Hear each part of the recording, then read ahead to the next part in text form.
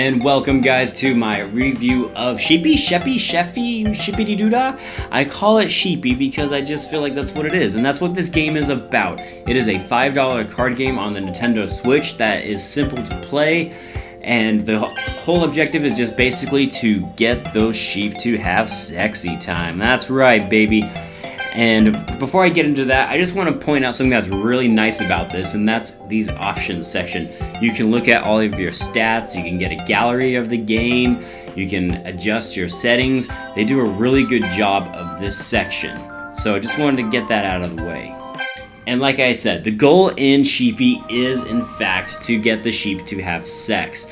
Now there is a story mode that you can do, which is right here, called Post Loves, and it is surprisingly dark. I finished it, not when I was recording this, but I did finish this, and I gotta tell ya, basically the story is the sheep go to hell, they experience hell, they die a lot, and that's basically the whole story. So if you're into surprisingly dark games, despite how happy the music sounds, this is your game. And there is a problem with the story mode. Since this game is, for the most part, a Japanese-oriented game, they do translate everything over to English, but the story and the objectives that are given, because each post-love gives you a specific objective you have to meet in the standard card game, it can be really confusing to know what those objectives are. A lot of the times I was kind of scratching my head trying to figure out what exactly it was I was supposed to do. So there is that negative side to it, but those objectives being a lot more challenging than the standard game itself kept me coming back for more, and believe me, they can get really tough and infuriating at times for it being a simple card game.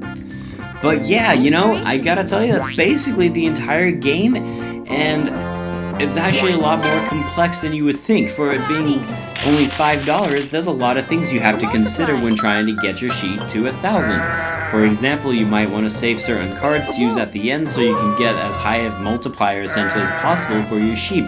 But there are a lot of obstacles in your way, from a meteor strike to falling rocks to storms killing your sheep to a lightning strike to Shephy, whatever you want to call him, who's basically the Grim Reaper, and if you have to play that card, it's game over. So there's a lot of things you have to take into consideration when playing this game. It is surprisingly a depth-oriented game, and there's a lot of strategy that is involved, and I really like that aspect. And if you're wondering whether or not the game is fun, of course the game's fun. This game is really fun.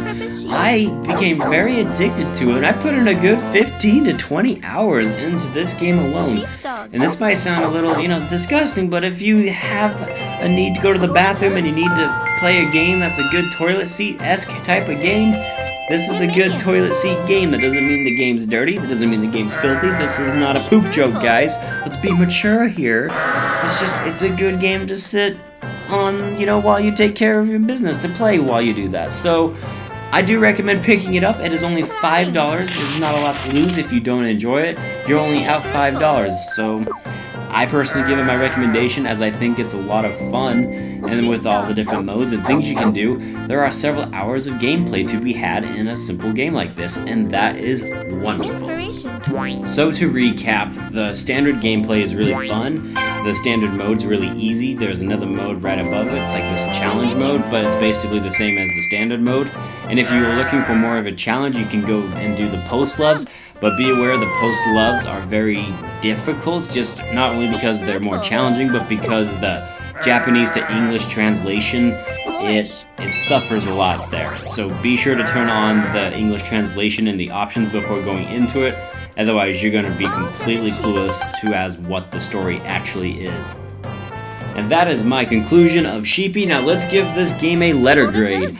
And I gotta tell you, man, for $5, I'm giving Shephy a B. It has earned that B. I mean, it is just a lot of fun. I've enjoyed it immensely. My wife has played it and she really enjoys this game. We definitely got our money's worth, and I think if you try this game out, you'll think it's a pretty good one too. Alright guys, thank you so much. Be sure to leave a like or a dislike, I love them both, down in the comments below. And if you have a request for me, I would love to know if there's a game you want me to review. This concludes my review of Shephy. I am Bradley Overrated. Be sure to subscribe to my channel.